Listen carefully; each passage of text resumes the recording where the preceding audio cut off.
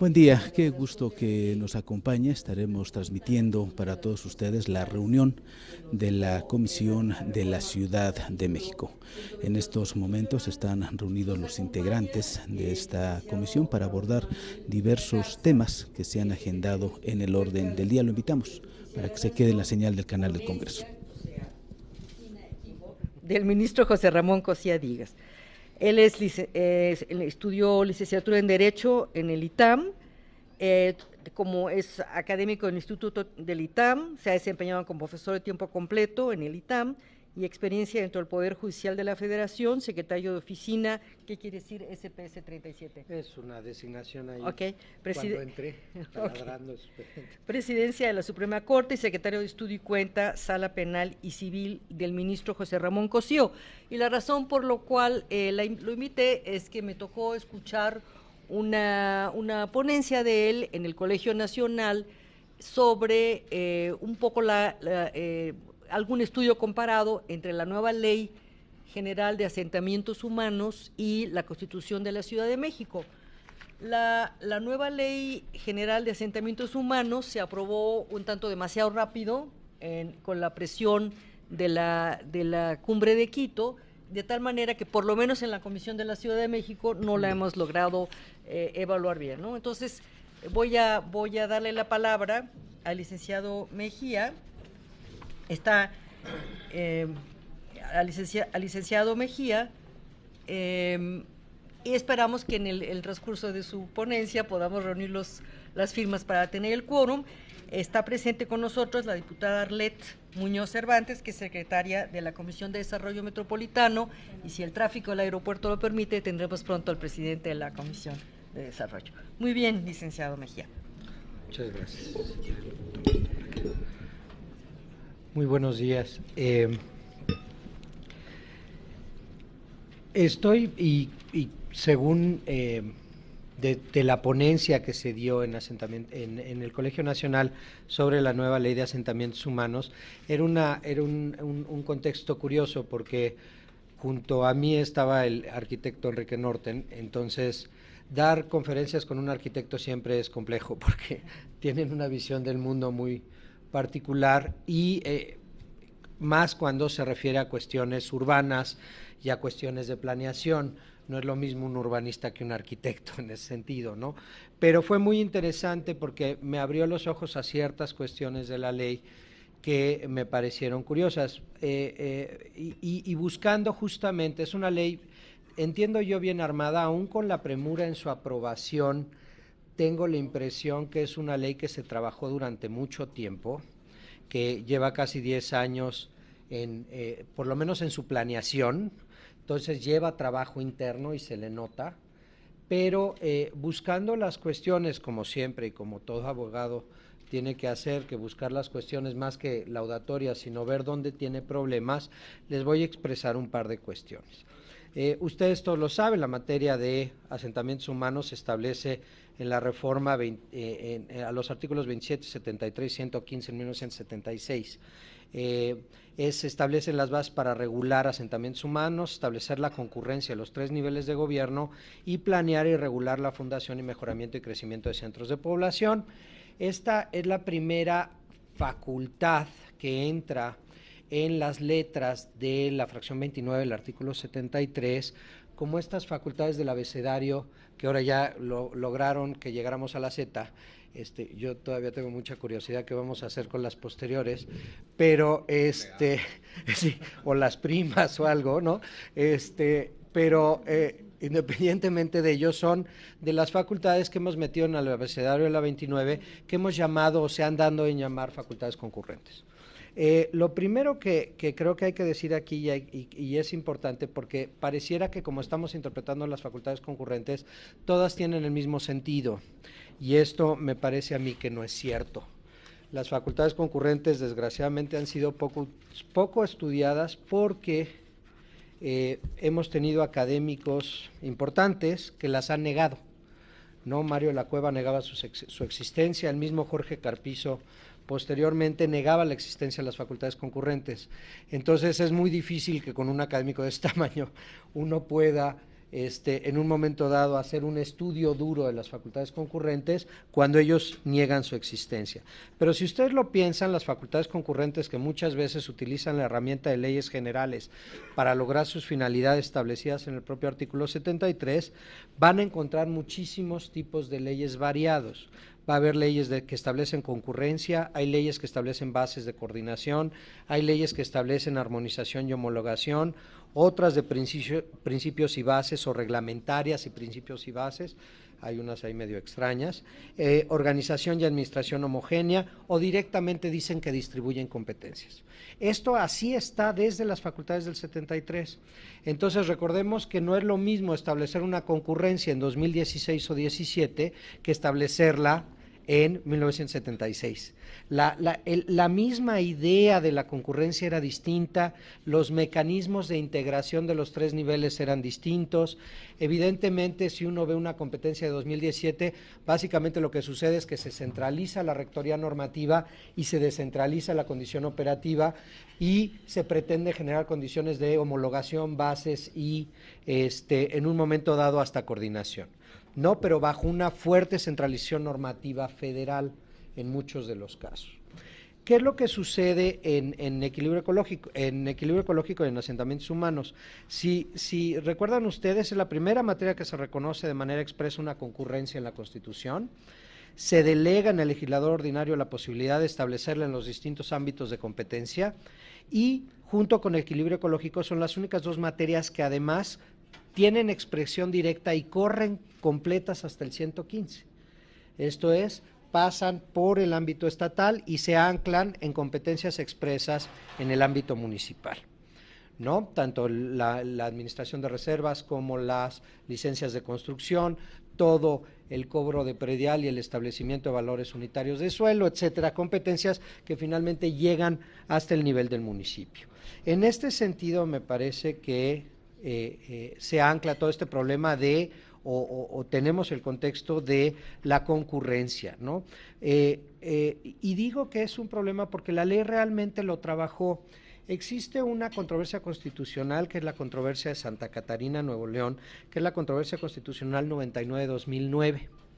Esta controversia constitucional marcó de manera muy clara las diferencias de las materias de equilibrio ecológico y protección y asentamientos humanos frente a todas las demás, porque tienen una peculiaridad. No solamente distribuyen competencias normativas y de ejecución en federación, estados y municipios, sino además tienen otra vena, otra vía de distribución que es la planeación, ¿no? Entonces, no solamente son cuestiones normativas, como todos los abogados la conocemos, donde la validez de la norma inferior depende de la norma superior y hay un criterio de jerarquía, sino además hay un nivel de planeación. La planeación no opera igual que la jerarquía, la planeación opera a la inversa. La planeación se genera abajo y se va, digamos, yo uso la palabra que siempre suena rara, pero es en matrioshka hacia arriba, ¿no? O sea, va poniendo de más chico a más grande, dependiendo de los ámbitos de planeación, y se tiene que ir ajustando, coordinando. Entonces, no es un problema de validez normativa donde yo diga esa norma es inválida porque no está de acuerdo con la norma superior, sino los procesos son de ajuste a las condiciones de planeación superiores, de municipal a estatal, de estatal a regional, de regional a sectorial, y de ahí, de nuevo, esto se empata con la materia de planeación nacional del desarrollo, ¿no?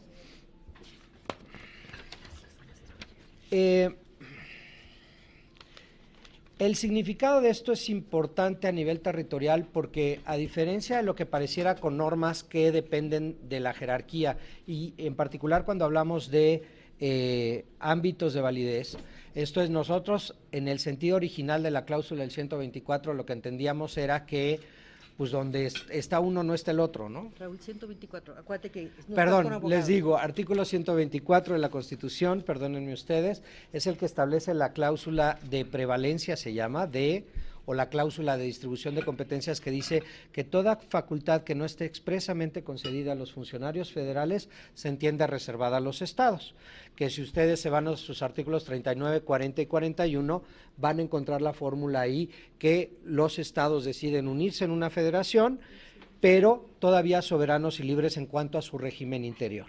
Entonces, la idea del artículo 124 es que distribuye las competencias, le decimos de manera residual. Donde no hay una competencia expresa para la federación, se entiende residuales para los estados. Ese es el modo normal que tenemos de entender las competencias y de no intervención en los ámbitos locales por parte de la federación. Las concurrencias operan de manera distinta. Cuando yo establezco en un artículo que la propia federación en la ley general establecerá la concurrencia, eso significa que va a haber incidencia del ámbito federal en los ámbitos locales por vía de regulación. Y en el ámbito de planeación o en la vía de planeación significa que todos los mecanismos de planeación son aplicables en un mismo territorio. ¿Qué quiero decir con esto?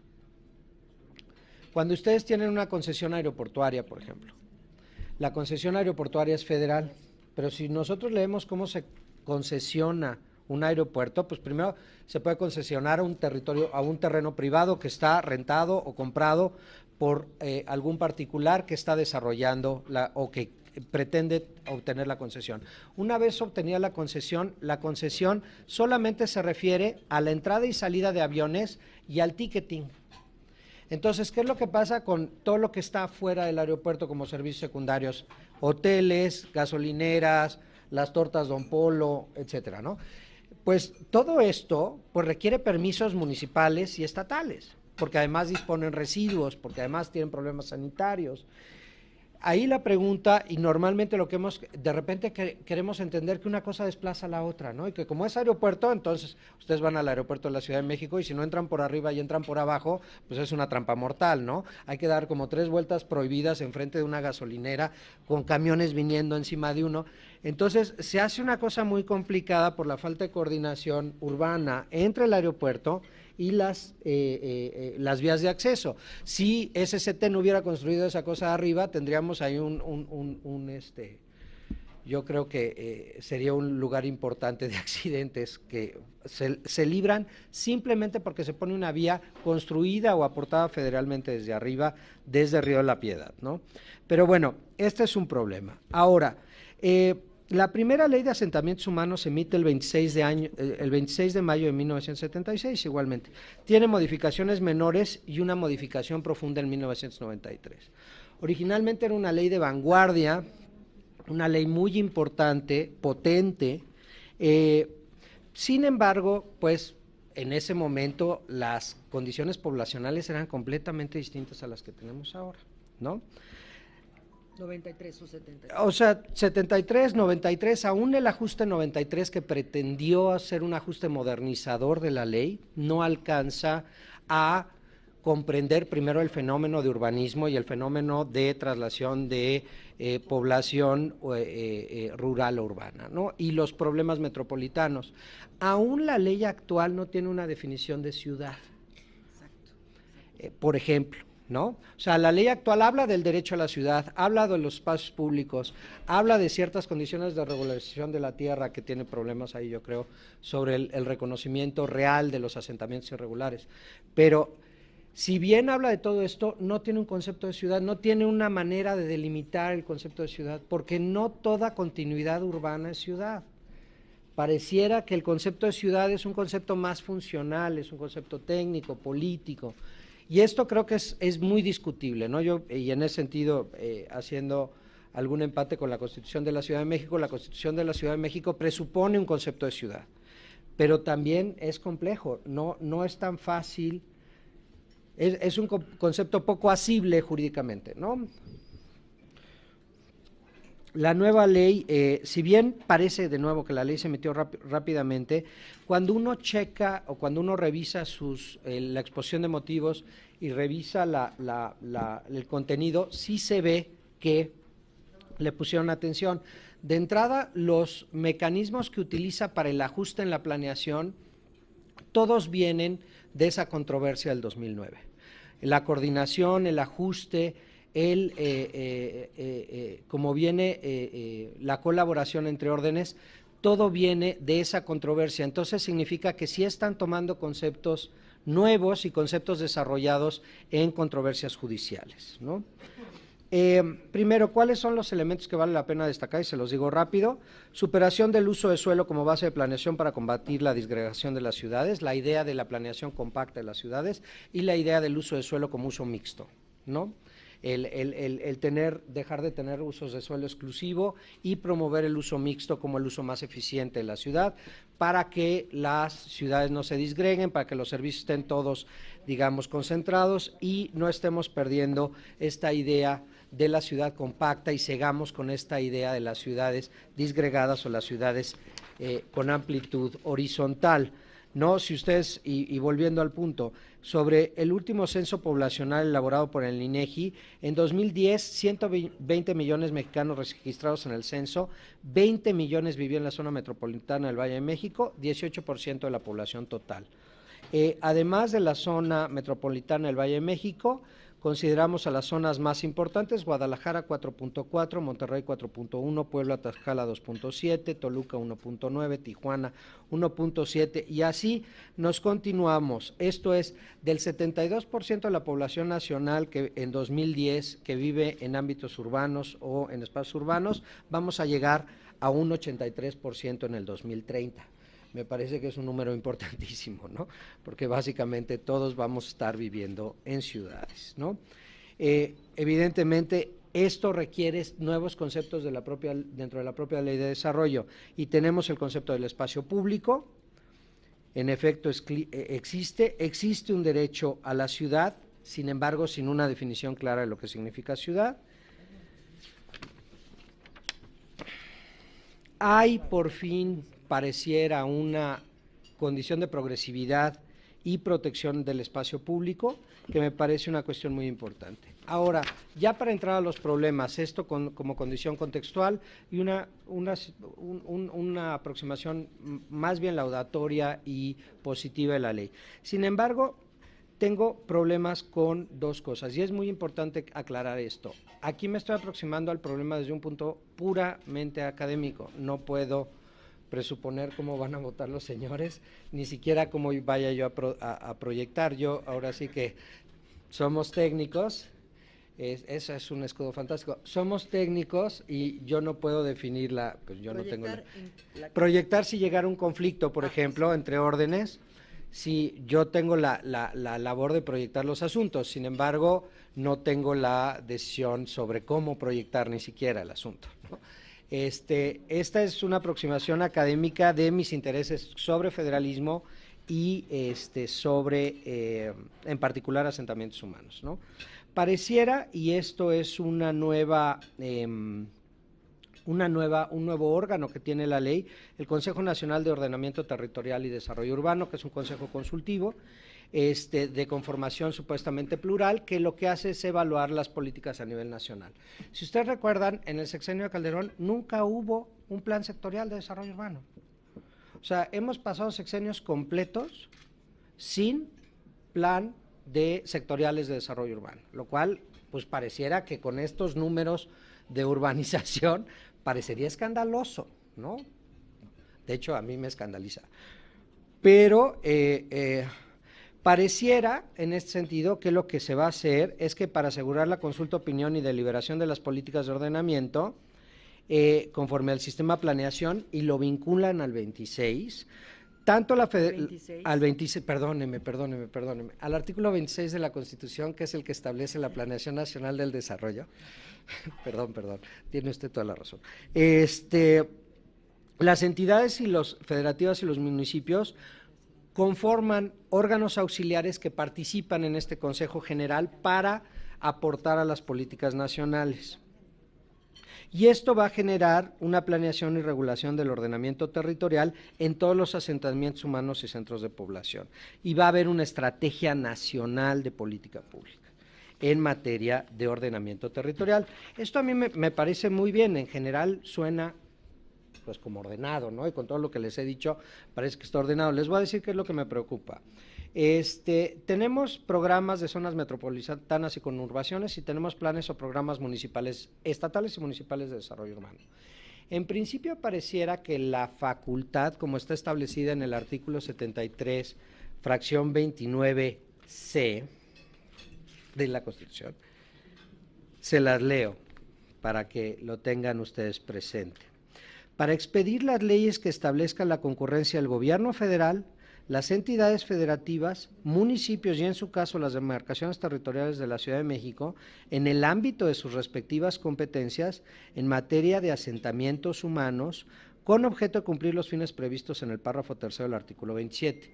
¿Qué es lo primero que podemos ver del párrafo? Primero, o de la facultad.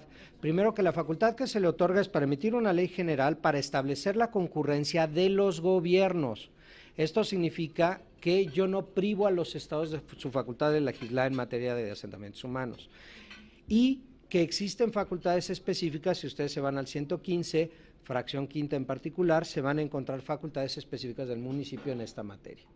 Entonces, que esta concurrencia no priva de las facultades que previamente, antes de federalizar esta concurrencia, tenían los estados y los municipios, sino que son concurrencias gubernamentales. Sin embargo, pareciera que la materia no se federaliza, ¿ok? Yo ese es, por lo menos, y eso sí lo sostendría yo de manera fuerte, la materia de asentamientos humanos no es una materia federalizada. Cada uno en sus ámbitos de competencia tiene su facultad legislativa, regulatoria y de aplicación, evidentemente también de planeación. Sin embargo, en algunos lugares de la nueva ley dice lo siguiente, por ejemplo, el artículo 28. Los programas estatales de ordenamiento territorial y desarrollo urbano, planes y programas municipales de desarrollo urbano serán aprobados, ejecutados, controlados, evaluados y modificados por las autoridades locales con las formalidades previstas en la legislación estatal y en congruencia con las normas oficiales mexicanas en la materia. Y ahí es donde yo encuentro un problema brutal.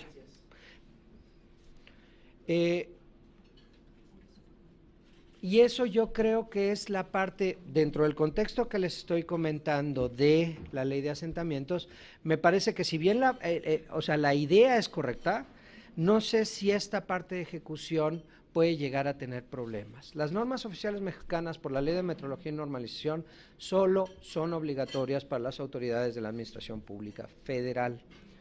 Y me parece complicado, con una competencia concurrente como la que está en el artículo 7329C, sostener que las normas oficiales deben resultar obligatorias para las autoridades locales y las municipales. Pareciera que lo que están buscando, y este es el truco que está detrás de la ley, que estas normas oficiales no aplican de manera directa en ejecución administrativa, sino son para homologar y para obligar condiciones de planeación. Entonces, si tú no las sigues, yo no te apruebo los planes porque no hay ajuste, porque va a haber dictámenes de ajuste, pero eso es de abajo para arriba, no de arriba para abajo. Entonces, pareciera que no están queriendo ajustar las normas locales a través de jerarquías sobre normas oficiales, sino a nivel de el ajuste en la planeación. Por eso me era tan importante hacer ambas vías o dejar ambas vías claras en este sentido.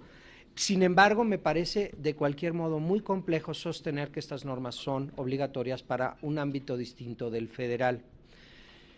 Se me puede llegar a decir, a ver, secretario Mejía, usted además proyectó un asunto que el ministro le autorizó sobre la pastilla el día siguiente, o la píldora el día después, o la pastilla y píldora de emergencia en el estado de Jalisco, en particular diciendo que ellos no iban a otorgar la pastilla o la píldora el día después o la píldora de emergencia porque eso era materia penal y no materia de salud, y la materia penal era local. Lo que se dijo en esa controversia, que es la controversia 54-2009, es, primero se divide las materias penales y de salud, y se dice, en efecto, en la materia penal tú tienes tu competencia para ejecutarla como a ti te parezca conveniente. Sin embargo, la materia de salud, en particular desde la modificación del artículo 4 de la Constitución Federal, agregando el derecho a la salud, el derecho al acceso a los servicios de salud, y la fracción 16 del artículo 73, que tiene un concepto muy peculiar que se llama salubridad general de la República. La salubridad general de la República sí es una facultad federal, a diferencia de asentamientos humanos. Entonces, cuando nosotros hablamos de salud en términos del cuarto, y queremos determinar qué parte está federalizada en la materia de salud y qué parte no, tenemos que irnos a la Ley General de Salud. Y la Ley General de Salud en el artículo 3 nos dice, es Salubridad General de la República, y ras nos avienta un listado brutal. Y después en el artículo 13 tiene dos incisos, el A y el B. En el A nos dice esto es facultad federal y el B esto es facultad local. Fíjense la diferencia con asentamientos. La mecánica es concurrencia igual, nada más que es una concurrencia operativa desde la federalización total de la materia. Salubridad General de la República es federal. Yo determino qué significa Salubridad General de la República desde la Ley General de Salud, y esto sucede desde los Códigos Sanitarios de 1929. O sea, la Salubridad General de la República es una materia que se expande o se encoge dependiendo de cómo, son las primeras materias delegadas, digamos, al legislador de determinar cuál es la extensión. Lo mismo le sucede con vías generales de comunicación, por ejemplo, ¿no? Son las leyes de vías generales lo que determinan que es una vía general y los derechos de vía, etcétera. Entonces, puedes expandir o contraer la materia federal dependiendo de cómo la definas en la ley. Lo que sucede en la Ley General de Salud es que los derechos reproductivos o toda la parte reproductiva y ginecobstetricia, etcétera, son federales, están como parte de la Ley General de Salud. Entonces, cuando un hospital parte del Sistema Nacional de Salud, aunque sea local, esto es, aunque tenga presupuesto local y esté integrado por funcionarios públicos locales, como médicos, digamos, o administrativos, o sea privado, aún así, como está aplicando una materia federal directa, tiene obligación de aplicar las normas oficiales mexicanas de la materia. Pero sí se fijan la diferencia en la materia, es muy importante. Y son dos materias concurrentes que operan de manera distinta. Entonces yo creo que el argumento de la píldora del día siguiente no es aplicable en concurrencia en materia de asentamientos humanos. De nuevo, tal vez en el conflicto venga por una condición de planeación y no por una condición de jerarquía, y entonces tendremos que ver cuál es el caso concreto para ver cuál es el problema final de este asunto, ¿no? Pero redactado como está en una acción, una controversia. Pero ya no tiene ya se les fue el tiempo. O sea, para acción ya no, y para controversia también ya se fue el término, pero habría que esperar acto de aplicación.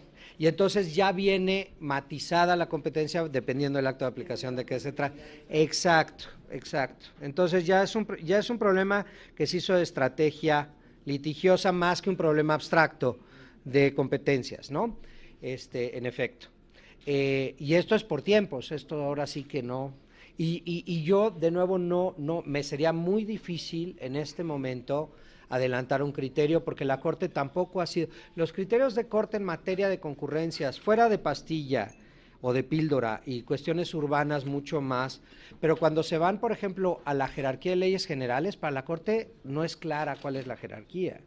O sea, pareciera que son normas que están por encima de las leyes federales y por debajo de la Constitución, eso dice la tesis de la Corte, pero es una tesis 6.5. Y además es una tesis 6.5 con una Corte que estaba integrada de manera completamente distinta a la que está ahora. Desde mi punto particular de vista, de nuevo, como académico y sin querer predecir ningún tipo de resultado, para mí las leyes generales son leyes federales. No tienen ningún otro tipo, porque siguen un procedimiento de legislación exactamente igual que el federal. Más bien lo que sucede es que desconstitucionalizas la distribución de las facultades, que es una cosa distinta, o delegas, pero no hay ninguna razón formal para decir que las leyes generales son superiores a las leyes federales. Diputado Santiago, si hablas sin micrófono no sale tu maravillosa intervención. Entonces... No, ni tan maravillosa. No, pero ahí sí discrepo, son superleyes federales porque distribuyen competencias. Si una ley federal no lo hace la Constitución. Lo entiendo, pero cuando uno dice superleyes es un eufemismo. Básicamente, o sea, no dice nada. Bueno, no, era algo propagandístico. Lo que me refiero es que, como aparte distribuyen competencias, es una ley federal que aparte distribuye la competencia, entonces lo pone como con un plus. Que toda ley opera mediante una atribución de competencia establecida en la Constitución. Entonces, si la propia Constitución establece que se delega la facultad de distribución, se desconstitucionaliza la facultad, no se hace super la ley a la cual le delego. La facultad mediante cual yo opero esa facultad sigue siendo una facultad federal. porque el problema es que si no tendríamos un orden de competencia distinto a la federación, que sería el orden nacional ¿no? Y pareciera entonces que tampoco el orden federal, por ponerles un ejemplo, no podría defender las competencias de órganos constitucionales autónomos, que eso fue lo que sucedió recientemente en los problemas de educación. Vino el consejero jurídico a defender el orden federal y vino a defender las competencias de un órgano constitucional autónomo, que era el Instituto para la Educación, el que hace los exámenes, el INEE, así, ¿no? Entonces, una de las objeciones era decirle, a ver, no, este es un órgano constitucional autónomo y tiene una ley general y establece, y esto es una superley, no es el orden federal, tú no puedes venir a protegerlo. Le dijeron, a ver, no, entonces no acabo de entender, o sea, porque técnicamente habría que encontrarle por qué son súperes, ¿no? En ese sentido, es evidente y es cierto que si una ley federal va en contra de la propia ley general que distribuye las competencias o la propia ley estatal, puede ser declarada inconstitucional. Claro, pero no ilegal, porque si no sería la propia ley la de la fuerza, ¿no? Pero siempre triangulas. Siempre tienes que partir de la delegación competencial de la Constitución y de las cláusulas de distribución. Entonces, técnicamente me cuesta mucho trabajo. Entiendo la metáfora, pero no entiendo técnicamente el problema, ¿no? Y creo que esa es una discusión que deben de tener. Es importante, porque si ustedes leen todas las facultades de concurrencia que tiene el 73, son un montón. Y algunas hacen eso, y algunas otras solo establecen principios y bases, y otras solo homologan, y otras coordinan. Entonces sí creo que es muy importante tener claras estas funciones de las leyes generales, ya independientemente de que nos peleemos específicamente sobre una sobre otra, ¿no? Muchísimas gracias, muy interesante. Además, hoy vamos a ver en sesión precisamente el tema de la norma 046, precisamente ese.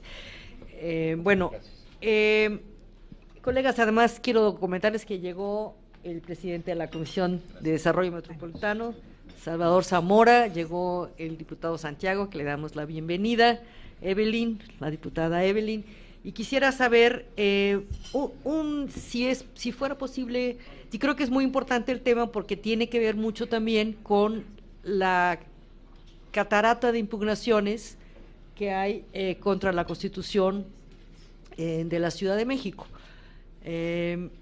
Me parece muy interesante, no sé si puedas opinar algo. No. Lo siento mucho, o sea, fuera de... No le toca al ministro Cosío. No, le tocará decidirlo en pleno. Sí, pero le tocará decidirlo en pleno. Creo que una de las cosas simplemente que es interesante comentar al respecto es que vienen en dos vías, vienen en vía electoral y vienen en vía ordinaria de acción. Entonces, ¿qué significa esto? Las acciones de inconstitucionalidad pueden ser promovidas no solo por la minoría de las cámaras, sino también por el Procurador General y por las direcciones generales de los partidos. Cuando son por direcciones generales de los partidos, tiene que ser materia electoral la impugnación, porque si no, no están legitimados para hacerlo. Entonces, por eso ven ustedes de manera extraña de repente en el periódico por qué están impugnando cada cosa cada quien, ¿no? Porque uno ve la impugnación de Morena y dice que raro, porque solo impugnaron estas partes pequeñas. Y yo creo que esa es la razón, que y me lo imagino que es que no tenía legitimación para impugnar otras. Entonces, creo que esa es importante porque nos ayuda a orientar cómo vienen impugnadas. Pero sí creo que al final las acciones se acumulan. Esto significa que solo la resuelve un ministro presenta proyecto, todas acumuladas. Entonces, estamos hablando casi de 60 puntos que va a tener que discutir la Corte para resolverlos. Y independientemente cómo se junten o no, este detalle electoral nos lleva a que van a tener que resolverse antes del inicio del proceso electoral. Entonces estamos hablando de octubre, cálculo. Todos estos son cálculos procesales, simplemente para ponerlos en situación. Ya sobre las cuestiones particulares de la impugnación, me parece complejo opinar porque creo que eso se van a pronunciar los señores posteriormente. Muy bien. Yo había notado también en la Ley General de Desarrollo de Asentamientos Humanos que en el glosario que viene al inicio no viene la palabra ciudad. No viene. Pero ¿fue una omisión o fue...? Yo creo que no llegaron a definirlo. Definen derecho a la ciudad, definen espacio público, pero no llegan a definir, y creo que fue una de las críticas importantes del arquitecto Norten, que finalmente la definición de ciudad no está en la ley y que la definición es compleja, ¿no? Va a depender muchísimo del tipo de disciplina, o sea, si es jurídico, si es económico, si es urbanístico. Entonces sí tenemos, aquí pareciera que la ley de asentamientos tendría que haber, y digo, quien estuvo detrás, entiendo, es un urbanista, ¿no? Pero no acaba de definir lo que es una ciudad en sentido general y, de nuevo, tampoco limita las condiciones de conurbación, y pareciera desde el 115 que la cuestión metropolitana o la definición metropolitana son simplemente continuidades urbanas. Y no estoy seguro que eso sea exactamente correcto, ¿eh? No, de hecho, hay manchas interrumpidas que, sin embargo, funcionalmente son metropolitanas. Colegas, ¿alguno de ustedes tiene preguntas sobre el tema? Hola. Yo quería preguntar una cuestión. Bueno, procesalmente ya no se puede impugnar a menos que afecte, O que lo reformáramos en el bajo.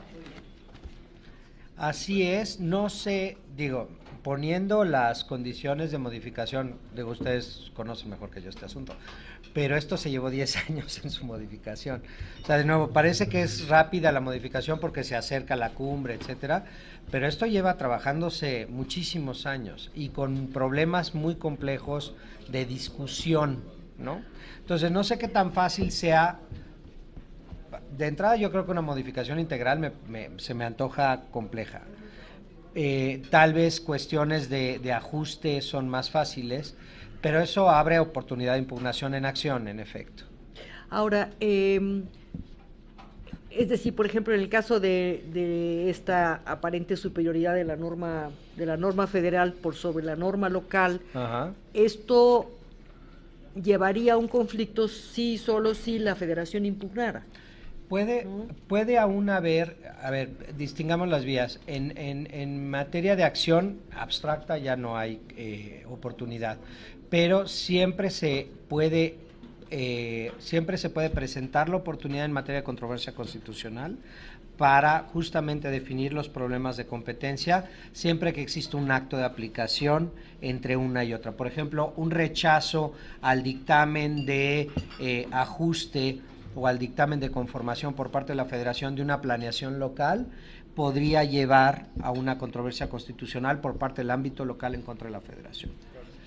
Y no me quedó claro cómo se resolvió la controversia de Santa Catarina. La controversia de Santa Catarina se resolvió positivamente a favor del Estado sobre la posibilidad de no publicación en la Gaceta Oficial del Estado de la planeación municipal por no obedecer los criterios de ajuste estatal. Entonces, si bien se puede decir que la norma no es directamente obligatoria y que la competencia de planeación es del municipio, el municipio sí tiene que obedecer o tiene que ajustarse a las condiciones de planeación del nivel superior, simplemente por condiciones territoriales de homologación. Ahora, en esta relación siempre es importante que los criterios, y siempre se ha dicho, cuando es una competencia municipal directa, las razones por las cuales no apruebo tienen que ser razones muy claras dentro del, por ejemplo, la no aprobación de la propuesta de valores unitarios de suelo, o que son competencias directamente municipales. No puede decir nada más el ámbito estatal no te lo apruebo, ¿no? Sino hay que dar una serie de razones y tiene que estar fundado y motivado. La Corte le llama de manera peculiar motivación reforzada cuando estamos ajustando competencias de un nivel inferior, que son competencias propias desde la Constitución. La competencia de planeación municipal es una competencia directa. Sobre ese mismo tema que... El diputado Santiago Torreblanca. Muchas gracias, presidenta. Al fin y al cabo, creo que no va a causar mayor problema, porque si el día de mañana algún municipio se fuera a la controversia, seguramente lo perdería, o en caso de ganarlo sería solo para efectos, porque seguramente en el dictamen fundado y motivado por el cual el Estado o la Federación expide una negativa, no se fundaría únicamente que porque lo dice la non perenganita, sino expondría detalladamente el por qué no se ajusta a los criterios y planes. Entonces, A, no lo ganaría, o B, si lo ganara, sería únicamente para efectos de que la NOM no fuera tomada en cuenta, que de todas formas sería tomada en cuenta indirectamente, porque con base en ella se expeludamos. Entonces, realmente es una discusión un poco bizantina. No lo sé, esto es una... De nuevo, creo que esa es la intención de la ley, o sea, ganarla por planeación y no por jerarquía. Aún así estás frente a una aplicación irregular de una norma federal en un ámbito local. Y no solamente me preocupa esta parte de ello, sino la participación de estos ámbitos dentro del sistema de planeación cuando son ámbitos metropolitanos en particular. Entonces, esta es una indicación del problema, pero creo que el problema no acaba ahí. Y de nuevo, en condiciones de planeación, sí hay una posibilidad de que se empiece a desbordar la parte que parece tan controlada, la parte de planeación, se empiece a desbordar justamente por declaraciones de inconstitucionalidad. Cuando es uno, no tienes problema, pero cuando empieza a ser una cuestión de hábito y cuando empiezan a impugnar de manera genérica, en particular en municipios fuertes con presencia urbana compleja, de nuevo Nuevo León, o los 7 municipios ya conurbados de la zona metropolitana de Guadalajara, que ya tienen además un órgano de planeación interno, o sea, que ya han generado cuestiones de planeación dentro intermunicipales, tu problema va a ser mucho más grande, porque ya vas a tener una oposición mucho más fuerte de ámbitos metropolitanos que ya están coordinados desde el ámbito municipal. Si ustedes recuerdan, el propio 115 prohíbe autoridades intermedias entre la federación, entre los estados y los municipios. Esto, los jefes políticos del porfirismo y tal, esa es la historia, pero la última fue los Coplademunes de Puebla, donde básicamente no se les permitió dirigir los dineros de desarrollo social hacia los municipios porque se decía que estaban interviniendo en sus facultades directas. Entonces, lo que hicieron, por ejemplo, en Guadalajara fue, en lugar de formar un órgano estatal descentralizado que coordinara a los municipios, es un órgano descentralizado municipal de los 7 municipios que se integra de abajo hacia arriba. Este órgano es mucho más difícil de tumbar que uno que vaya de arriba hacia abajo, y mi incidencia no es sobre el ámbito estatal, es directa sobre el ámbito municipal. En estos casos yo creo que sí va a haber problemas en el caso de la obligación de la aplicación de las NOMs. No está tan fácil. Entonces, a manera ya de conclusión, ¿sería recomendable eliminar la obligatoriedad de la NOM? Sería recomendable investigar realmente cuáles son las finalidades de esto y tomarlo con mucho más cuidado. De nuevo, es una identificación que para mí jurídicamente me brinca de manera muy importante. De nuevo, no sé cuál vaya a ser la decisión de los tribunales, pero dentro de una ley que está muy bien armada, me parece que este es un problema, más en ámbitos metropolitanos, que es justamente lo que está intentando regular de manera más particular la ley, ¿no? Muy bien, muchas gracias. Le doy la palabra al presidente de la Comisión de Desarrollo Metropolitano, diputado Salvador Zamora. Muchas gracias, presidenta. Buenos días, compañeras y compañeros diputados. Bienvenido, señor secretario. Muchas gracias. Es importante tener la oportunidad de platicar con un personaje como usted, y bueno, aprovechando su presencia, quisiera justamente hacerle un par de preguntas o de consultas, porque desde la Comisión de Desarrollo Metropolitano, que me honro en presidir, impulsamos precisamente una Ley General de Desarrollo Metropolitano que justificara precisamente una diferencia entre la Ley de Asentamientos Humanos y el fenómeno metropolitano, y que diferenciara con estos justificantes de los que usted hablaba hace un momento, agendas totalmente diferentes. Como la ley efectivamente la impulsó la Secretaría de Desarrollo Agrario, Urbano y Territorial, es decir, el Ejecutivo Federal impulsa esta ley a través de sus cabilderos en la Cámara de Diputados. Las diferentes expresiones de los grupos parlamentarios representados aquí en la Cámara, creo que había coincidencias de poder establecer una agenda para tener una ley de coordinación metropolitana, una ley general de desarrollo metropolitana. Pero los urbanistas se negaron completamente.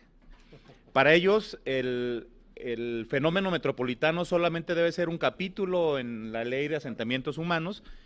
Sin embargo, desde nuestro punto de vista, y como usted bien lo mencionaba, en Jalisco, a diferencia de los 8 estados donde existe o donde se habla del fenómeno metropolitano en las diferentes constituciones de los estados, en Jalisco sí se reformó la Constitución y se reformó haciendo una ley de coordinación metropolitana.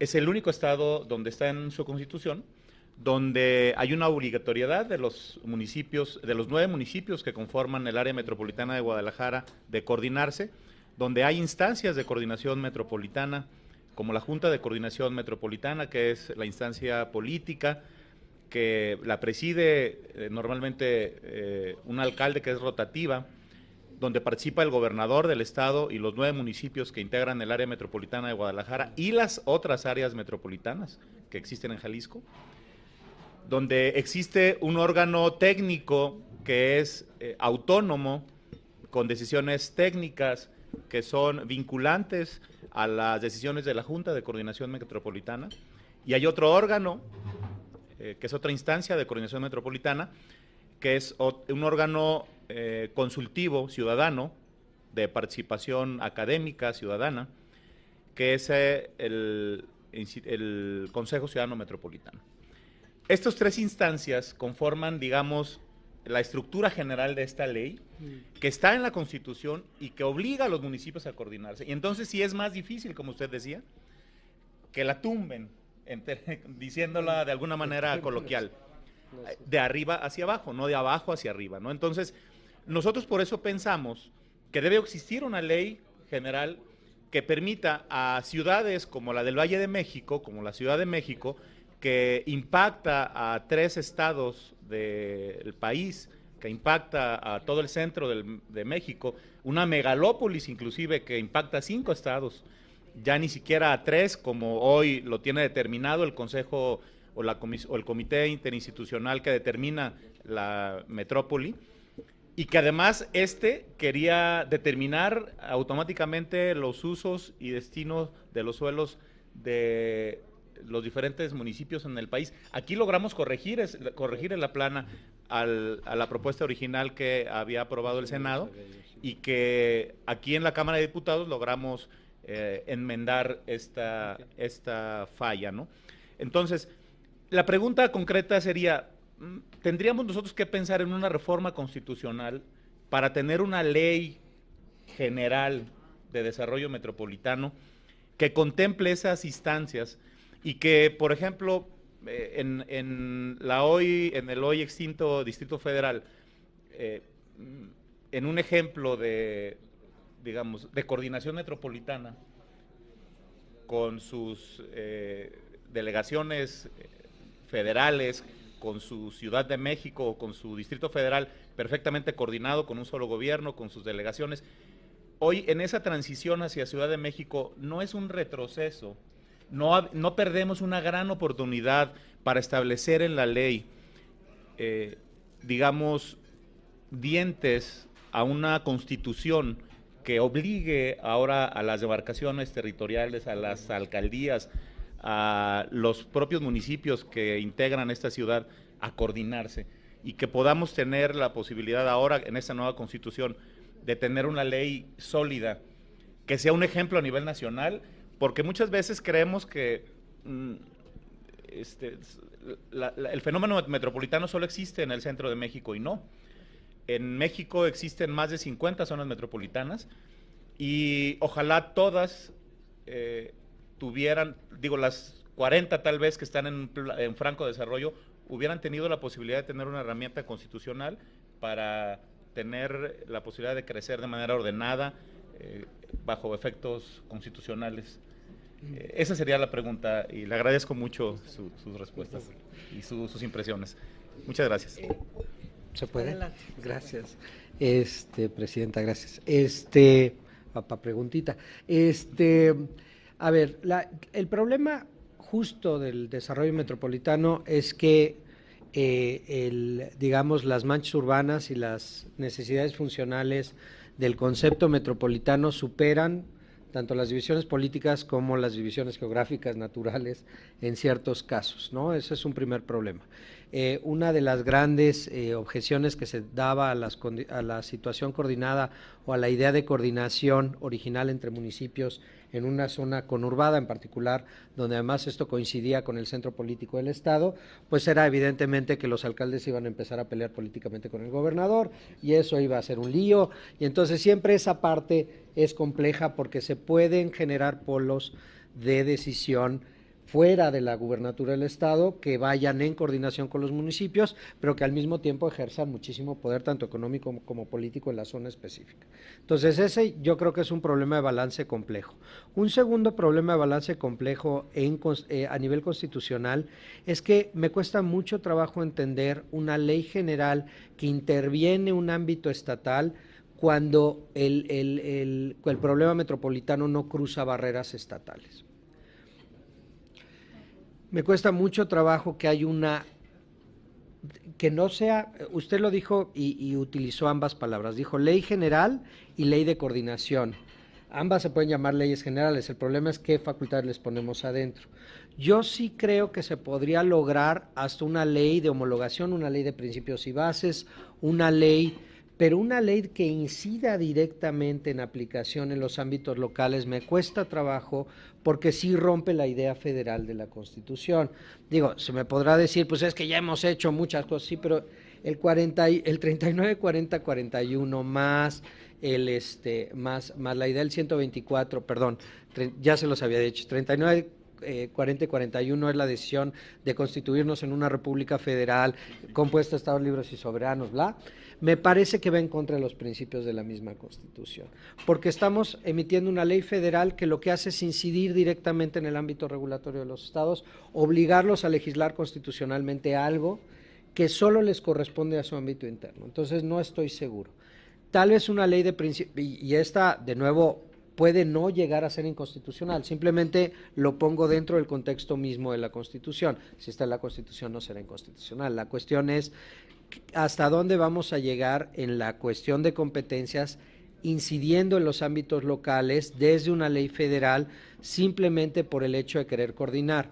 En muchos de los casos, por ejemplo, en el caso de Guadalajara, tenemos un ejemplo de buenas prácticas, que además el IMEPLAN se llevó el premio a las mejores prácticas administrativas por parte del Centro de Investigación y Docencia Económicas, etcétera. O sea, y eso puede servir como ejemplo que se traslade o se transmine a otros estados. De ahí a imponerlo desde la federación, me parece un problema que va en contra de los principios de federalismo de la Constitución, como opinión académica personal, señor. Siendo lo más cándido y honesto que puedo yo sobre el texto constitucional. ¿Se puede técnicamente? Sí. ¿Requeriría una reforma constitucional? Sí. Yo creo que desde la facultad del 73-29C no alcanza para diferenciar dos leyes generales, una en materia metropolitana y otra en asentamientos humanos, a menos que siga como parte. Si usted ve cómo ha evolucionado el equilibrio ecológico y la protección al ambiente, ahí sí salen leyes. ¿Por qué? Porque el equilibrio ecológico como materia es una materia cuasi inventada, ¿no? Y entonces sale residuos sólidos, sale residuos peligrosos. Pero usted piénselo, ¿por qué residuos peligrosos en la Ley General de Equilibrio Ecológico y Protección al Ambiente es materia federal? En principio, pues porque así lo dice la Ley de Equilibrio Ecológico. Sin embargo, ¿cómo puedes federalizar desde una ley general una materia que corresponde residualmente a los estados? Porque en la fracción 10 del propio artículo 73, toda la industria química son industrias reguladas federalmente. Entonces, la materia base de los residuos es regulación federal, por eso puede el ámbito federal, establecer en la Ley de Equilibrio Ecológico la posibilidad de regular directamente residuos peligrosos, mientras que residuos sólidos que no lo son locales. Entonces, siempre hay una razón constitucional para hacer esta división. En este momento no la encontraría yo. Espero que haya sido compañeros, una última pregunta, porque queremos, ya tenemos coro, queremos empezar nuestra reunión. El diputado René. Más que una pregunta, yo lo que tengo aquí es una apreciación de otro orden, que es el de orden político. A mí me parece extremadamente compleja esta regulación que se está planteando, en particular cuando uno ve el tema metropolitano, porque en efecto ese es el tema más complejo que tenemos. Y es un fenómeno que es altamente dinámico, está cambiando, las materias están cambiando, las situaciones están cambiando, y estamos cada vez en una posición más difícil de ajustar a partir de una legislación. El caso de la zona metropolitana de Jalisco y de Guadalajara, perdón, es muy importante, porque sí en efecto pone una ruta para un fenómeno metropolitano que es intraestatal. Hoy tenemos ya en otras partes del país, tenemos situaciones donde tenemos zonas metropolitanas interestatales, o megalópolis, como se planteaba hace algún momento. Entonces, aquí desde la discusión que tuvimos para la constituyente de la Ciudad de México, había por ahí un planteamiento que yo hice respecto de empezar a identificar cuáles son las materias que una autoridad estatal, en un transitorio, podría definir como facultades que se entregarían a una autoridad metropolitana electa. A mí me parece que ese es hacia donde están evolucionando las zonas metropolitanas, hacia la definición de autoridades electas, no instancias de coordinación, no instancias de acuerdo o de concurrencia, sino básicamente a darle todas las potestades a una autoridad en esa materia. Aquí el tema de los usos del suelo, el uso del suelo es el principal instrumento que tiene un gobierno para definir la orientación de un territorio. Y en efecto lo que usted plantea pues es un galimatías político, porque cómo a partir de una norma oficial mexicana o a partir de una legislación X vamos a hacer que el Estado o la autoridad estatal se retrotraiga de esa facultad. Y entonces, ¿sobre la base de qué gobierna básicamente? Ese es el problema desde el punto de vista político, que a mí me parece que en la Cámara de Diputados y en todo este ejercicio de revisión de la legislación tendríamos que estar valorando, porque además, como usted decía, pues la primera legislación es de 1979, era un sistema de un solo partido. 76, perdón, era un sistema de un solo partido, teníamos 2 o 3 municipios de oposición por ahí. Hoy eso ya no existe prácticamente en ninguna de las zonas metropolitanas importantes del país. Entonces, ese es mi comentario y le agradezco mucho su orientación. Muchas gracias. Bueno, muchísimas gracias. Le damos la bienvenida al diputado Jesús Esma, que se integra a la comisión como parte de la Junta Directiva. Nos da muchísimo gusto. Y le damos un aplauso. Muchas gracias. Si me permiten unos minutos para despedir al licenciado. Los colegas, si quieren estar en la sesión, ya saben. Muchísimas gracias. Con permiso, buenos días. Gracias, buenos días. Oiga, ¿y la norma oficial mexicana cuáles normas sociales? No las han emitido. Ese es el otro pequeño problema.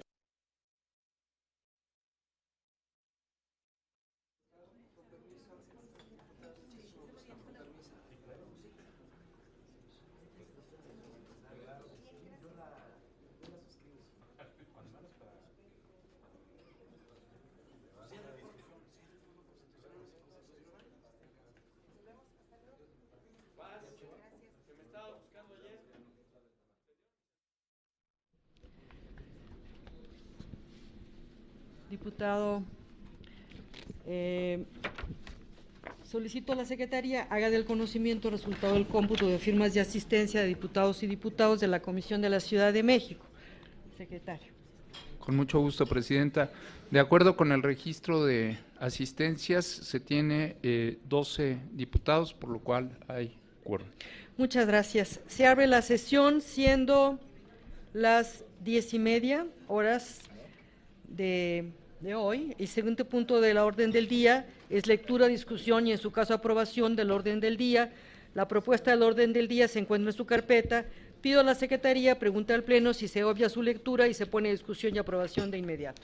Por instrucciones de la Presidencia, pregunto al Pleno de esta comisión si es por darse como Sí, leída, es de obviarse la lectura de la propuesta de agenda del día de hoy, de orden del día de hoy, así como La lectura del orden del día.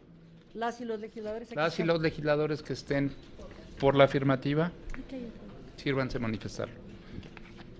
Mayoría por la afirmativa, los que estén en contra, abstenciones, mayoría por la afirmativa. Se obvia su lectura, señora Presidenta. Está a discusión la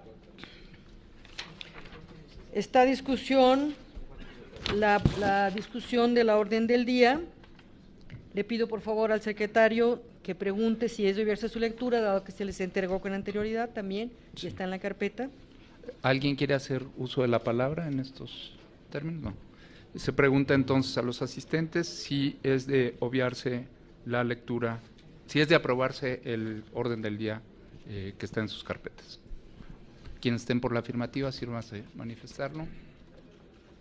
Quienes estén en contra, abstenciones, mayoría por la afirmativa, señora Presidenta. Gracias. El siguiente punto del orden del día es la lectura, discusión y en su caso aprobación del acta de la 13ª reunión ordinaria de la Comisión, misma que fue enviada con anterioridad. En virtud de esto, solicito a la Secretaría pregunte al Pleno de la Comisión si es de obviarse su lectura y pasar a su discusión y aprobación de inmediato. Por instrucciones de la Presidencia, se pregunta si es de obviarse la lectura del acta de la 13ª reunión ordinaria de la Comisión. Las y los legisladores que estén por la afirmativa, sírvanse manifestar. Las y los legisladores que estén por la negativa, sírvanse manifestarlo. Abstenciones. Señora Presidenta, mayoría por la afirmativa. Muy bien, está a discusión el acta. En caso de que haya alguien que desee usar la palabra. No habiendo quien haga uso de la palabra, se solicita a la Secretaría someter a la consideración de la Comisión la aprobación del acta.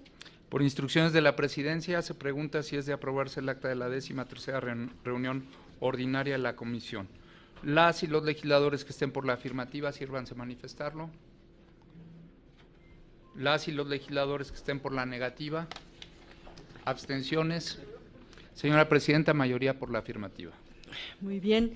El cuarto punto era la participación del licenciado Raúl Mejía. Dado que este punto ya lo adelantamos, pasamos al siguiente punto del orden del día, que es la lectura, discusión y en su caso aprobación de los siguientes dictámenes.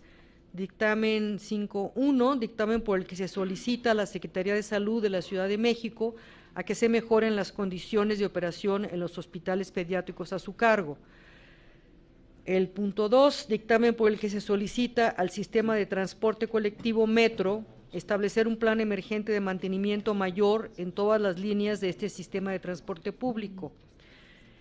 Tercer dictamen, por el que se solicita a la Secretaría de Movilidad y a la Secretaría de Seguridad Pública, ambas de la Ciudad de México, a implementar estrategias coordinadas de movilidad encaminadas a garantizar la seguridad peatonal y ciclista de la Ciudad de México. 4, dictamen por el que se solicita al Sistema de Aguas de la Ciudad de México que se establezcan las medidas necesarias a efecto de prever el mecanismo de tandeo necesario para el debido abastecimiento del vital líquido en Iztapalapa en la próxima época de estiaje.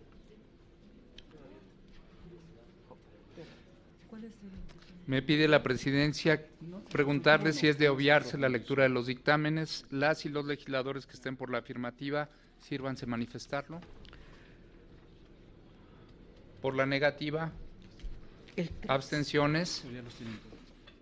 Señora Presidenta, mayoría por la afirmativa. Se dispensa la lectura. Muy bien. Vamos a proceder a la revisión de los dictámenes. Antes de ello solicito, ya dijimos que se oiga su lectura, ¿no? Sí. Yo quisiera hacer una observación en el punto 5.3 con el tema de los ciclistas.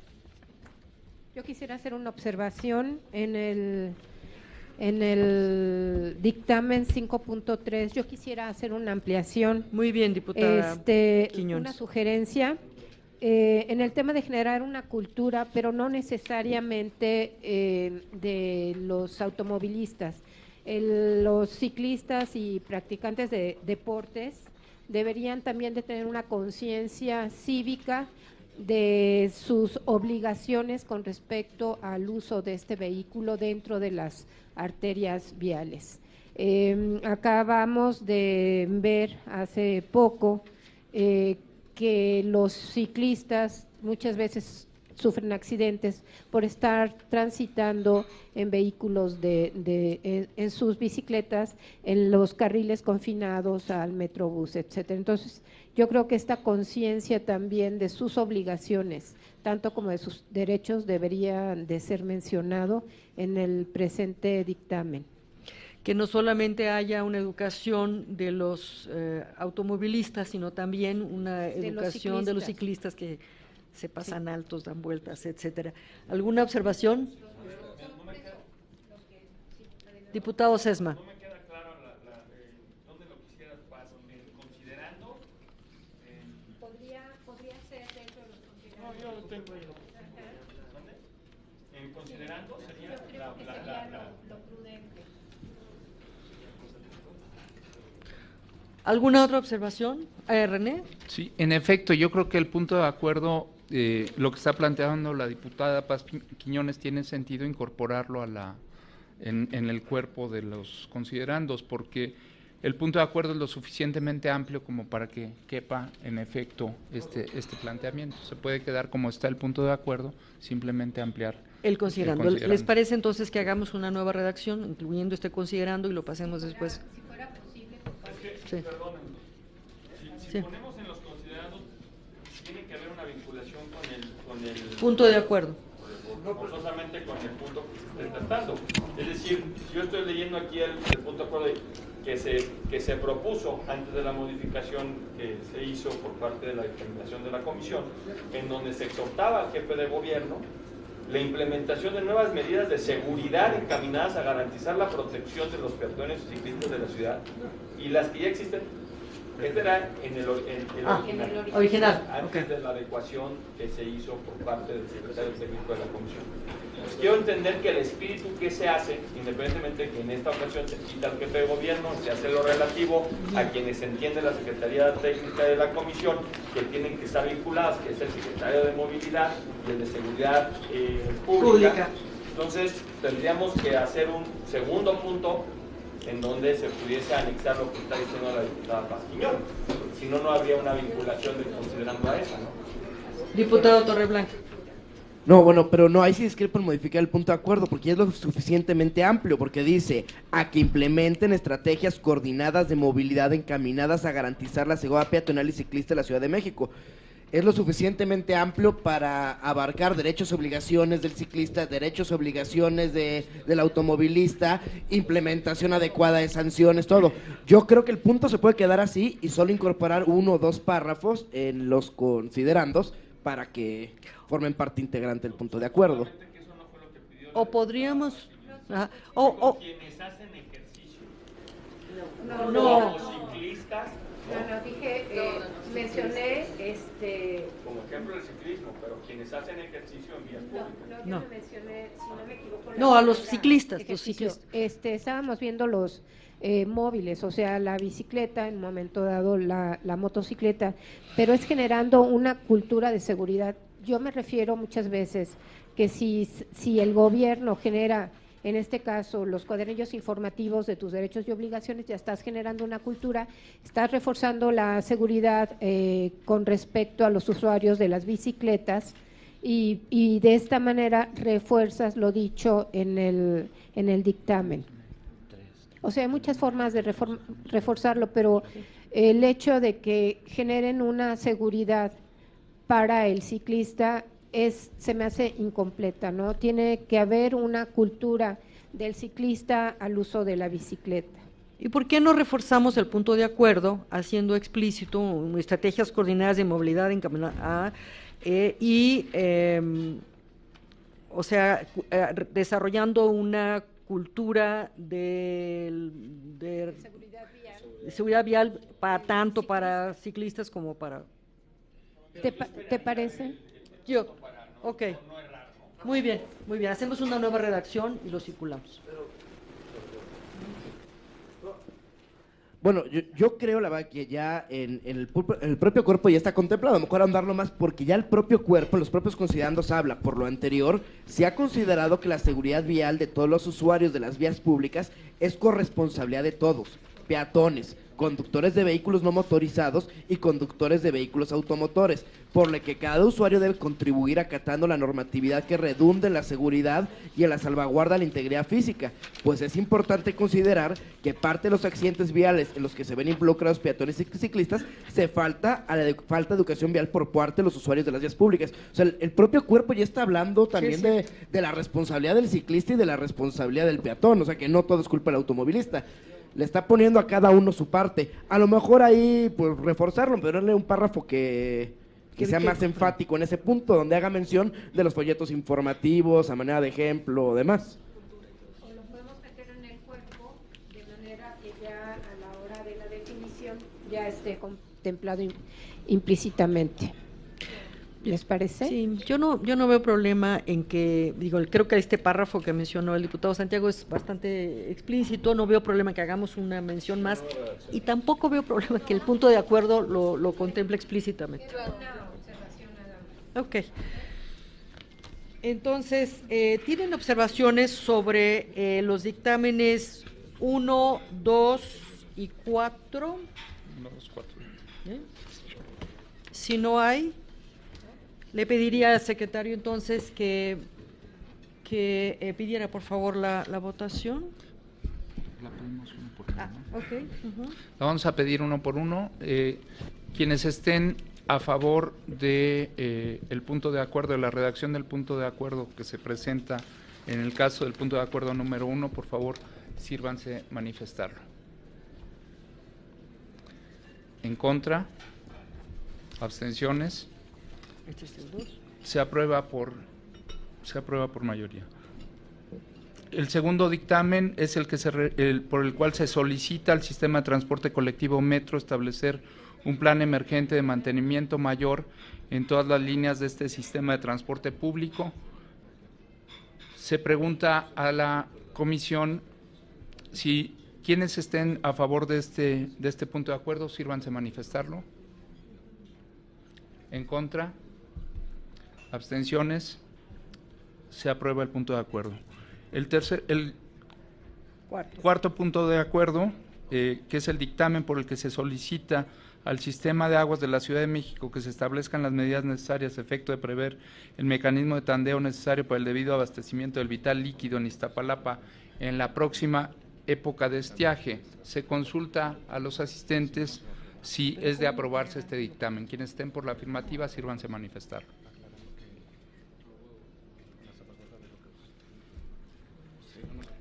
Quienes estén en contra, abstenciones. Para que veas. Bueno, listo. Aprobado. A ver, no me queda claro si tenemos un mecanismo para aprobar en lo general el dictamen que nos faltó, el 3. No, ¿verdad? No, ahí está el mecanismo. Bueno, lo dejas. Es uno solo. Sí, exacto. No es que no se apruebe, lo posponemos su discusión. Exactamente. Posponemos su discusión, no es que no se apruebe. Ahora pasamos, por favor, al punto 6, que es lectura y discusión y, en su caso, aprobación del informe semestral del periodo septiembre-febrero de 2017. Por instrucciones, secretario. Ya me instruyó, muy bien, presidenta. Por instrucciones de la presidencia, se pregunta si es de obviarse la lectura del tercer informe semestral del periodo de septiembre de 2016 a febrero de 2017. ¿Por qué no? Quienes estén por la afirmativa, sírvanse manifestarlo. Negativa, 1. 2 abstenciones. Mayoría por la afirmativa. Se dispensa su lectura. Yo quisiera la palabra, por favor. Sí, diputada Quiñones. Bueno, estimada presidenta, hay algunas observaciones que yo quisiera hacer al tercer informe. Muy bien. Cuando estamos hablando, hay un párrafo que está subrayado en negrillas, donde dice, en primer lugar, influir positivamente a la asignación presupuestal. Está bien. Posteriormente hay 2 comillas que dice dictaminar un presupuesto acorde a los tiempos de austeridad y de ejecución responsable para la Ciudad de México. Esta comisión no tiene la capacidad de dictaminar ningún presupuesto. Opinar. La dictaminación del presupuesto corresponde a otra comisión, por lo tanto no es materia de la Comisión de Ciudad de México. Quisiera también hacer el siguiente comentario. Hay un segundo tema cuando se habla de hacer una relatoría o sobre el tema de la Constitución. ¿En qué página? En la página 3. Después de la relación de presupuesto. Cuando se habla de hacer una relatoría o mención de lo que son los constituyentes de la Ciudad de México, yo quisiera comentarle que el constituyente es un órgano autónomo que está fuera de las capacidades de la Comisión de la Ciudad de México. Por lo tanto, podríamos de alguna manera tomar el tema en que la comisión participó, que fue en el tema de los cuadernillos, que yo quisiera comentarle que no tengo más que el cuadernillo que se me mandó, no tenemos las de las otras comisiones y que yo quisiera hacerle la observación que no fueron revisados. Entonces yo cuando se habla de la labor que hicieron los constituyentes, que aunque fueron diputados, no es materia de la Ciudad de México, se eliminara esa parte respetando la autonomía ¿Cuál de es la exactamente Constitución. el párrafo, diputada? Pues todos, desde que habla usted de los resúmenes de trabajo de la Asamblea Constituyente, nosotros consideramos que esto no es materia de la Comisión en virtud de que la Asamblea Constituyente fue un órgano con plena autonomía y yo quisiera que esa parte se eliminara, sí dejando lo que hizo la comisión en los cuadernillos. La otra cosa es que yo le pediría a usted que nos pasaran un informe sobre la página Constitución de Ciudad de México, para ver qué fue lo que llegó y cuáles fueron las conclusiones que se llevaron allí o las peticiones y las respuestas que llevamos, ¿verdad? Yo creo que con este tema sobre el informe queda mi participación en este tema y solicito que se ponga a votación si se considera que la materia de la Constitución de la Ciudad de México forma parte y quedara integrada o se sacara del acta, por favor. Muchas gracias, diputada Quiñones. ¿Hay alguna otra observación sobre el informe? Bueno, ayer recibimos una sugerencia de usted con respecto a su primera observación que desafortunadamente la transcribimos igualita, que era dictaminar. Tiene usted razón, usted nos mandó algo equivocado y nosotros erróneamente lo incluimos. Es opinar. Opinar, así como opinar sobre un presupuesto. No, abajo, así como opinar para un presupuesto. Página 1. En la página 1, en el segundo párrafo, la diputada Quiñones hizo una observación, nos mandó un párrafo para que no solamente pudiéramos influir positivamente en la asignación presupuestal, sino correctamente también influir en estar acordes con el espíritu de austeridad, no solamente de este momento, sino que los presupuestos por ley deben ser austeros. Sí, yo creo que sí pudo haber sido un error de transcripción, porque era no dictaminar, sino opinar e influir. No era así, pero no importa, lo importante es el espíritu, y entonces lo segundo, o lo tercero, durante el constituyente, dado que se trataba de un tema caro a la Comisión de la Ciudad de México, se hizo una página que es la de Constitución Sede México, que continuamente informaba a los usuarios de la página, a las gentes que fueron accediendo a la página, sobre quiénes eran los constituyentes, qué materias se estaban discutiendo, qué artículos se publicaban en contra, a favor, neutrales a la Constitución de la Ciudad de México. Es decir, era una página que buscaba difundir algo que es cercano, que es un tema de la Comisión, que es la Ciudad de México. Entonces fue una labor de información y divulgación, y incluimos el tema de la Asamblea Constituyente como parte de nuestro informe, simplemente porque nos parece que es un tema de la Comisión, informar cómo fue, qué fue, etcétera. Y porque lo seguimos, o sea, no solamente estábamos 2 diputadas, no es que estemos informando sobre lo que hicimos las dos integrantes de la comisión que estuvimos en la Constituyente, sino nos parece que es un tema importante a considerar. 4, ¿no? No, pero tú ya no estabas. Ay, perdón, creo que fue una discriminación de género. Gacha. Perdón. Perdón. Y estaba incluido en nuestro programa anual darle seguimiento y acompañamiento a los trabajos de la Constituyente. Es en ese sentido que yo planteo, que a mí me parece que se debe quedar esa relatoría, pero por supuesto, si la votación es en contra, lo quitamos. Por lo tanto, propongo, la otra cosa, por supuesto que entregaremos un informe de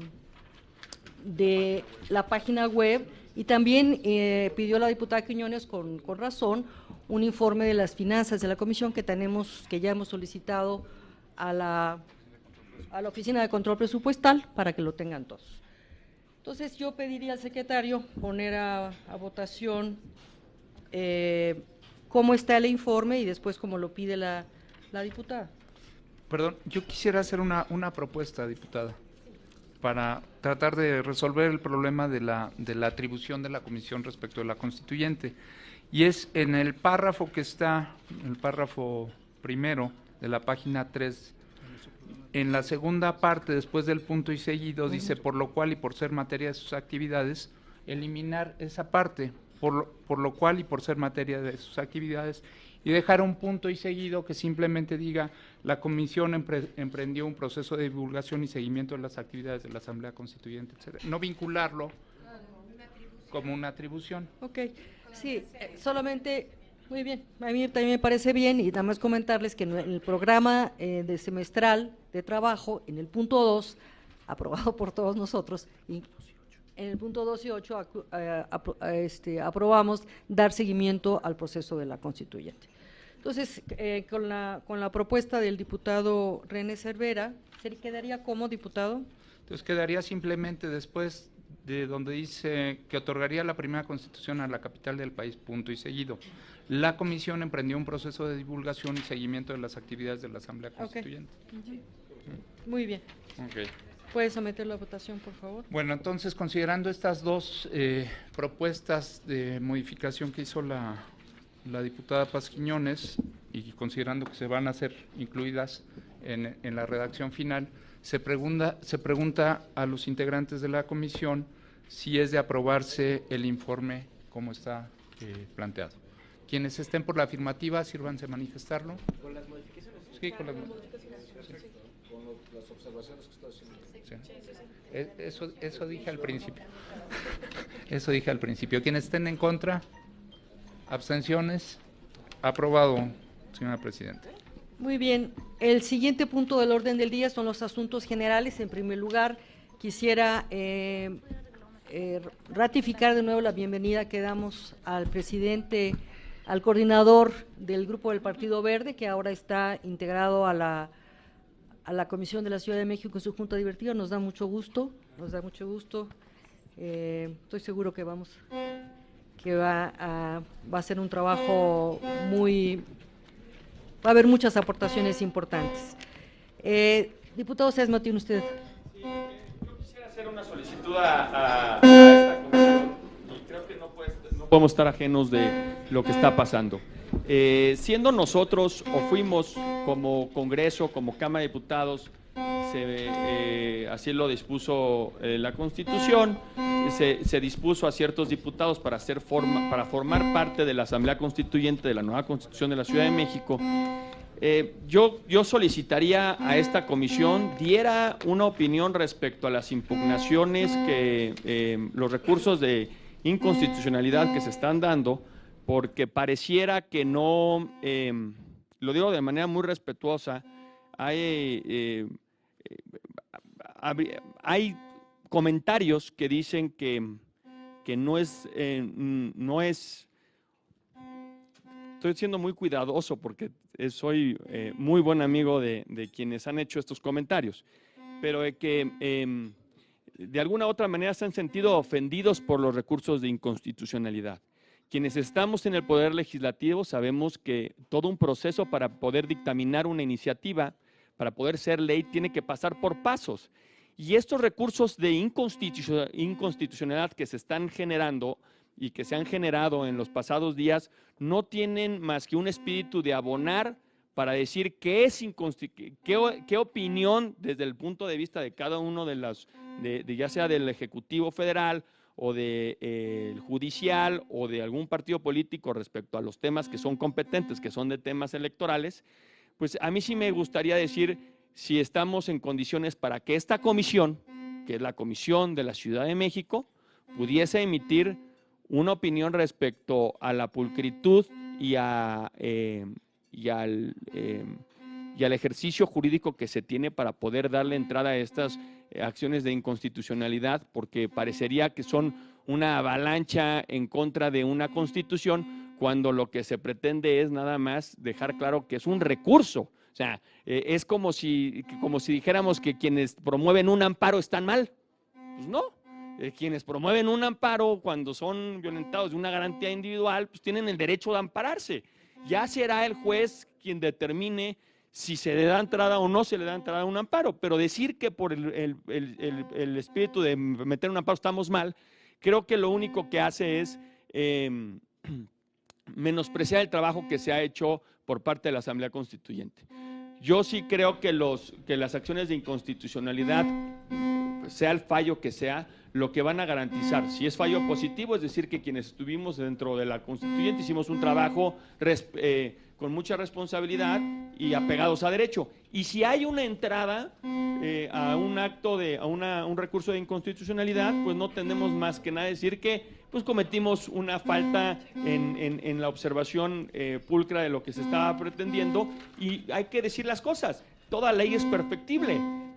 Malo sería que estaríamos en un ego de decir que lo que propusimos es lo perfecto. Yo sí quisiera que esta comisión pudiese dar una opinión respecto a los recursos de inconstitucional por parte de los actores que lo han promovido. Colegas, diputado. Igual, coincidente con Sesma, creo oportuno, dado los recursos que se han estado presentando, que ir también, aparte de emitir la opinión, que pudiésemos invitar al consejero, que es el abogado de la ciudad, quien también ya se pronunció, Manuel Granados Covarrubias, quien también ya se pronunció y dijo que iba a empezar a la defensa y demás, para que también pues nos dé la opinión y la estrategia de defensa de la Constitución, que es la máxima ley en nuestra ciudad. Entonces, una reunión quizás de trabajo con él, emitir una opinión como comisión me parece desde luego importante, porque pues sí están a la orden del día las acciones de inconstitucionalidad. Diputado René Cervera. Sí, en efecto, a mí me parece que lo que estamos viviendo es parte de un procedimiento jurídico y no habría por qué espantarse de esto. Sin embargo, hay ciertas situaciones que a mí sí me llaman la atención. La primera es que el constituyente se disolvió. ¿Frente a quién es la impugnación que hace? Por eso, pero ¿quién es el mandatado desde la propia Constitución para defenderla? Y no existe. En otras palabras, ¿a quién le notifica la Suprema Corte? O sea, tenemos un pequeño problema ahí. Ahora, La Suprema Corte.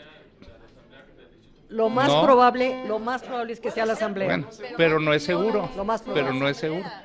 La Constitución no fue emitida por la Asamblea. Por favor, uno a la vez, compañeros. ¿No? Entonces, bueno, eso que es un prurito jurídico, yo no soy abogado y en general esos pruritos me generan cierto escozor. Lo que creo es que de todas maneras sí debiéramos dar una batalla de otro orden, de un orden más político en defensa de la Constitución. Creo que no obstante eso, en el seno de esta misma Constitución puede haber divergencia en torno al tema de esta comisión, sí. Puede haber divergencias en torno a ese tema, ¿no? Porque finalmente quien está encabezando la impugnación de la Constitución, pues es todo el poder del gobierno federal, o sea, la Procuraduría General de la República y eventualmente el Senado de la República. Sí, en la parte electoral, Morena, está bien. Bueno, Nueva Alianza está muy bien. Lo que yo digo es que la comisión como tal no tiene una posición homogénea. No me parece que vaya a tener una posición homogénea respecto del tema como para que la comisión se alcance a expresar sobre el particular. Si la podemos alcanzar, adelante. Pero yo la verdad, con todo respeto, no creo que vayamos a encontrar una posición, un punto de acuerdo en torno a esto. A ver, diputado Sesma. Sí, perdón, nada más. Si el llamado es simplemente decir es un procedimiento jurídico, esperaremos los resultados, pues hagámoslo. Me parece que puede ser incluso irrelevante, pero si creen que vale la pena hacerlo, pues hagámoslo. No veo problema. Le voy a decir por qué no es irrelevante, diputado René, y con todo respeto y afecto, porque sabe que le tengo mucho afecto. A ver, aquí no estamos defendiendo la Constitución de la Ciudad de México. Si vamos nosotros en esta comisión a defender una Constitución, creo que no es el ámbito de defender la Constitución. Ni atacarla. No, ni atacarla. Solamente decir, como legisladores tenemos la obligación de decirle a la ciudadanía que está en todo su derecho quien se encuentre en su entender con el interés de promover un recurso de inconstitucionalidad. Porque, perdone que lo diga, si ustedes van a seguir insistiendo, y me refiero a ustedes como grupo, ¿no? Que digan, es que la avalancha del gobierno federal en contra de la Constitución, ahí estamos mal, porque, perdónenme, pero está en todo su derecho el Ejecutivo de presentar. ¿Por qué no mencionan la avalancha del Tribunal Superior de Justicia del Distrito Federal, que también promovió un recurso de inconstitucionalidad? ¿Por qué no mencionar el tribunal? ¿O por qué no mencionar el tribunal del DF? Claro. ¿Por qué no mencionar con punto y detalle Nueva Alianza? La avalancha de Nueva Alianza. ¿O por qué no decir la avalancha de Morena? O sea, ¿por qué no? Y algunos constituyentes que lo promovieron, como el entonces diputado asambleísta constituyente Quijano. Entonces, yo creo que ese es el grave problema que estamos haciendo. Por eso creo yo que esta Casa del Pueblo, que es la representación total de la ciudadanía, tiene que ser con claridad, decir, a ver, esto no es un tema de si está bien o mal hecha la Constitución. Es nada más decir la opinión como Comisión de la Ciudad de México, y creo que si no tendría espíritu esta comisión, de decir que nosotros estaremos esperando la resolución de aquellos recursos de inconstitucionalidad que son legales y que son atribuciones que tienen todos los poderes que están relacionados con la Constitución, como es el Tribunal de Justicia del Distrito Federal, como es el Ejecutivo, como es la Procuraduría, como son los partidos políticos o los diputados constituyentes. Es ahí donde yo creo que está el problema. No es defender la Constitución. Ni atacar. Creo que yo sería el menos indicado a atacar la Constitución, habiendo sido parte de esa construcción, independientemente que la mayoría de mis votaciones fueron en contra. Pero eso no me excluye de decir que mi tema, hoy ya, acabando el ser constituyente de la Ciudad de México, tenemos la obligación como legisladores de decir que es un recurso totalmente jurídico, que está totalmente avalado y que sería una cuestión errónea solamente achacar que quienes hicieron atribuciones a ese recurso que tienen es una avalancha, cuando muchos de los integrantes de la Ciudad de México de izquierdas, desde de derechas y de otros poderes del Distrito Federal también propusieron ese recurso. Sí. Esa era mi opinión y mi planteamiento a esta comisión de la Ciudad de México. Diputada Paz Quiñones y luego diputada Carrera, ¿usted pidió? Diputada Paz Quiñones y luego Evelyn y luego Santiago. Diputada Quiñones. Yo quisiera hacer la siguiente observación. No olvidemos que somos diputados federales y aunque hayamos sido constituyentes algunos, llegamos allí por ser precisamente diputados federales con una opinión y una formación legislativa que nos permite hacer una revisión, independientemente de nuestras posiciones partidistas o del instituto al que pertenezcamos o al gobierno en que estemos. Sí quisiera yo, y me sumo a la propuesta que trae el diputado Sesma, en el sentido que la comisión ahí sí debe de hacer un análisis no solamente de las acciones de inconstitucionalidad, sino que además, si encontramos materia inconstitucional que no esté siendo observada, se nos haga del conocimiento para poder de alguna manera actuar a favor de eso. Hay otra cuestión que yo quisiera también mencionar. Si se hace un análisis de los votos en general, fueron en acciones de inconstitucionales fueron en contra. Entonces, yo creo que tiene la obligación también. No oí por el timbre, esto último. Sí, está muy fuerte. En algunas votaciones que se llevaron a cabo con temas de inconstitucionalidad, que se votaron a favor, yo sí quisiera que fuéramos muy, muy correctos en las declaraciones que hiciéramos los integrantes, porque los votos que se dieron a cabo en la asamblea no externaban todas las posiciones. Entonces, bueno, fue una mayoría la que definió en estos temas. Muchas gracias.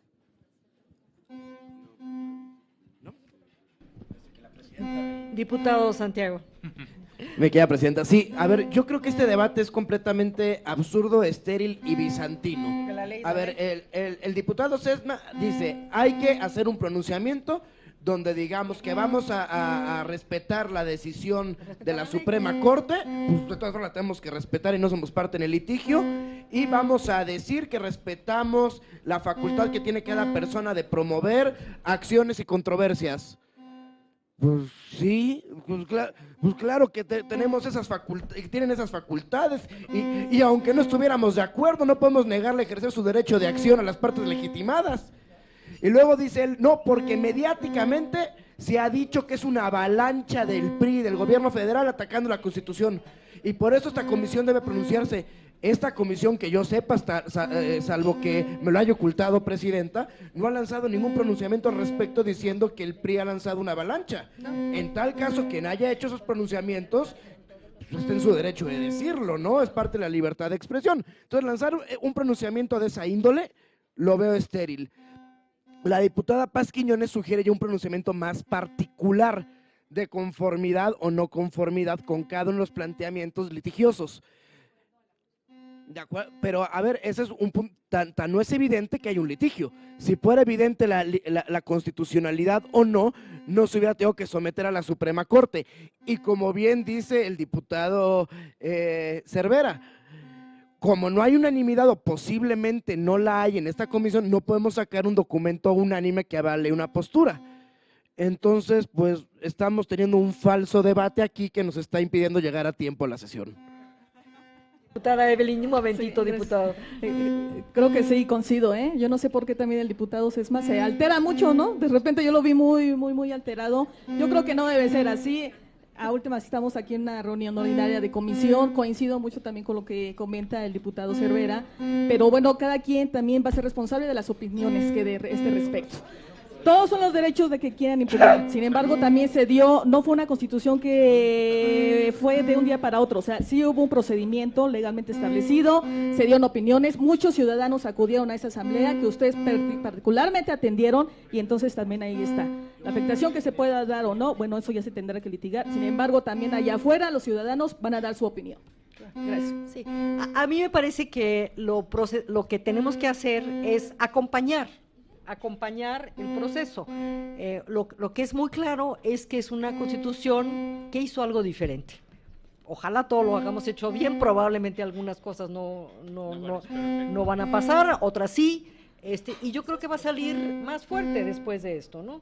Entonces, lo que sí podemos hacer es que, y si alguien quiere una declaración, acompañamos el proceso. Por lo pronto, en la práctica, yo voy a procurar mantenerlos informados, traer especialistas para mesas de trabajo, quizás no para reuniones ordinarias. No podemos. Claro. Pero lo que es claro, pues es un tema muy político, ¿no? Es un tema muy político, entonces habrá compañeros que hagan o hagamos declaraciones muy políticas al mismo tiempo que tratamos de entender qué fue lo que se impugnó. No quiso opinar nada, Concuerdo con el acompañamiento. A ver si para ese trabajo de acompañamiento pudiéramos conseguir copias tanto de las acciones y controversias presentadas como en su momento de los informes justificados que rindan las autoridades que rindan los informes, que todavía no sabemos quiénes van a ser. Les comento que estuvimos el viernes un grupo como de, 12, 15 constituyentes con el presidente de la Suprema Corte. En fin, ya nos explicó él qué ministro va a llevar el tema. Lainez, el otro no me acuerdo quién es, son 2 ministros. En fin, nos recomendó reunirnos con él, en fin. Pero a la salida nos encontramos al asesor jurídico de Presidencia de la República y entonces él nos comentó exactamente el tema que habló el licenciado Raúl, que ellos creen desde el punto de vista de Presidencia que hay un problema de competencias, que por ejemplo la Ley General de Aguas impide que un estado o un municipio toque el tema de aguas.